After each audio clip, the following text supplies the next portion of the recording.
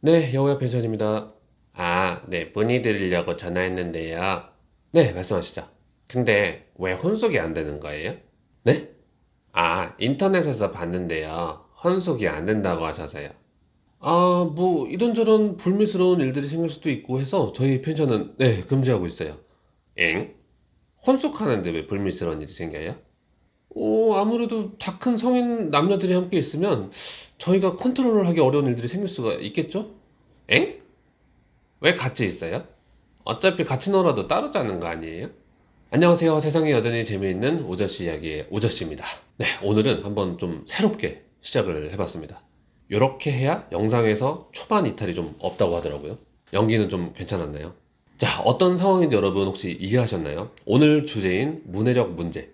인터넷에서 본 실제로 있었던 일화를 한번 전화 문의 상황으로 바꿔서 연기를 해봤는데요. 여러분들은 문해력 문제의 심각성을 요즘에 생활 속에서 혹시 느껴본 적이 있으신가요?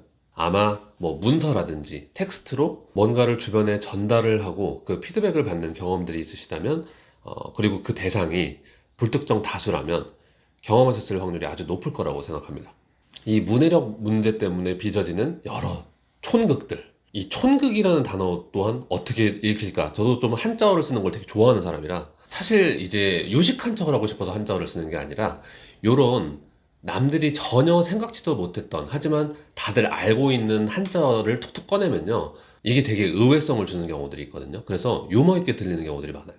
오늘은 이 문해력 부족 문제로 인해서 생기는 각종 촌극, 여러 상황들 한번 이야기를 나눠보고 도대체 이런 문제들은 왜 빚어지는지 그리고 어떤 문제가 되는 건지 얘기를 한번 나눠볼까 하는데 제가 감기에 걸려가지고 목소리가 영 안 좋습니다. 좀 이해를 부탁드리겠습니다. 너무 업로드를 한 지가 좀 오래된 것 같아서 오늘은 좀 올려야겠다 싶어서 올리는 거라 좀 양해를 부탁드리겠습니다.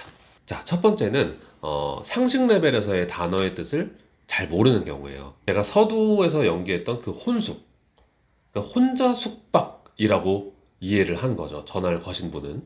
원체 뭐 혼밥, 혼공, 혼영 이런 줄임말들을 생활 속에서 계속 쓰다 보니까 아예 이 혼이라는 글자가 뭐 섞일 혼자라는 한자어라는 생각 자체를 못 하는 겁니다. 어휘의 부족이죠, 결국에. 그리고 또 다른 예로 두 발을 단정해 주세요. 이게 이해를 못할 부분이 있나? 라고 생각 드시죠? 네, 이 두 발이 아니라 두 발, 네, 다리. 두 발을 두 다리로 이해한 케이스입니다. 도대체 이분들한테 두 발 자유화는 어떤 단어일까요? 그리고 이거는 좀 인터넷에서도 유명하더라고요. 체험학습, 우천시 추후 공고. 네, 가정통신문으로 이제 보낸 사항인데 문의를 받았답니다. 도대체 무슨 체험학습을 하길래 공고에서 하냐? 그리고 우천시는 어디냐? 그리고 이제 병원에 가서 금일 휴진이라는 문구를 본 거예요. 컴플레인 전화가 걸려옵니다. 아니, 전 금요일 휴진이라고 하길래 일부러 일정 미룬 건데 이럴 거면 그냥 왔죠. 자, 중식 제공. 아니요. 우리 애는 중식 말고 한식으로 주세요. 맞아요. 구어체에만 익숙하고 문어체에 익숙하지 않아서 생기는 문제가 좀 대부분이에요. 그러니까 텍스트를 읽는 경험이 부족한 거죠. 그리고 텍스트를 읽는다고 해도 유튜브 자막뿐만이 아니라 심지어 요즘은 기사에까지도 비문투성이거든요. 누가 더 뭐 똑똑하고 똑똑하지 않다의 문제라기보다는 텍스트를 읽어야만 했던 세대와 텍스트를 읽는 것이 선택이 된 세대의 차이라고도 볼 수가 있겠죠. 제가 얘기했던 예시들을 가만히 들어보시면 아시겠지만 대부분은 이 한자어를 몰라서 생기는 경우가 좀 많아요. 이걸 알기 위해서 뭐 한문을 공부할 필요는 전혀 없습니다. 말 그대로 한자로부터 유래된 우리 말들, 우리 단어들 이런 것들을 좀 텍스트를 자주 접했다면 어렵지 않게 추론할 수 있고 유추할 수 있는 거거든요. 저도 이제 줄임말들을 하도 듣다 보니까 따로 공부를 안 해도 최근에 이제 상담했던 친구가 스카에서 그냥 혼자 공부했는데 이렇게 얘기를 하는데 라고 추론이 가능해지는 거죠. 똑같아요. 똑같습니다. 익숙하지 않고 평소에 잘 쓰지 않는 단어들이니까 서로의 세대가 서로의 세대의 언어를 이해하는 게 좀 어려운 거죠. 하지만 이런 사전에 정식 등록되어 있는 단어들을 모른다면 그 손해는 모르는 사람이 손해를 보게 됩니다. 그러니 어느 정도는 좀 공부할 필요는 있죠. 저는 이 두 번째가 더 심각한 문제라고 생각합니다. 뭐냐면 글을 그냥 이해하고 싶은 대로 이해하는 경우예요. 이건 정말 고통스럽습니다. 그냥 자기 기준과 자기 생각, 자기 상식 안에서 글을 마음대로 해석해 버리는 거예요. 그리고 그 오해석으로 인해서 생기는 다양한 문제에 대한 컴플레인을 정보 제공자에게 쏟아버립니다.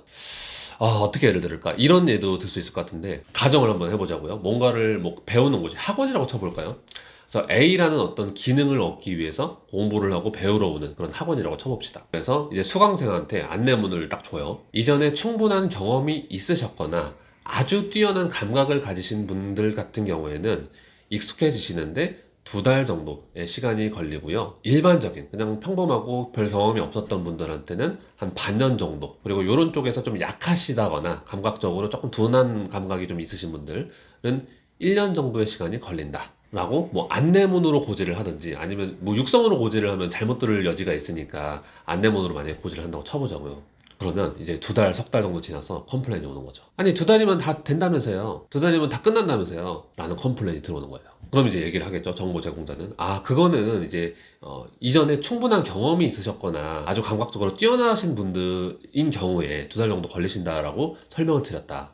그럼 제가 감각이 하나도 없다는 거예요? 아니, 경험이 없으니까 배우러 오는 거죠. 이런 유형의 컴플레인을 한다고 생각해보세요. 진짜 아득해지죠. 이미 논리적인 설명을 끝마쳤는데 그 논리를 반박할 논리가 더 이상 없는데 반박을 당한다니까요. 그래서 이렇게 이해하고 싶은 대로 이해하는 경우들은 어떤 특별한 방법이 없습니다. 사실 그냥 죄송하다, 조금 더 같이 노력해보자, 신경 써보자 라는 식으로 왜 해야 되죠 사실? 라는 식으로 감정적으로 좀 위로해드리는 게 거의 최선인 경우들이 많아요. 죄송하다, 조금 내가 부족했다, 같이 좀 더 노력하자, 이렇게 하면 조금 더 시간을 단축할 수 있을 것이다 라는 식으로 감정적으로 위로를 드려야 되는 경우들이 아마 그분에게는 정답일 겁니다. 그럼 도대체 이런 문제들은 왜 생기는 걸까요? 여러 가지 이유를 들 수 있을 것 같은데, 그중 하나는 이 긴 글을 끝까지 읽는 경험 자체가 좀 사라졌다고 생각을 해요. 뭐 유튜브 쇼츠라든지 릴스라든지 뭐 틱톡, 그냥 정보를 빠르게 훑어버리면 그만이잖아요. 요즘은 이 맥락을 이해하는 경험 자체가 좀 부족한 거죠.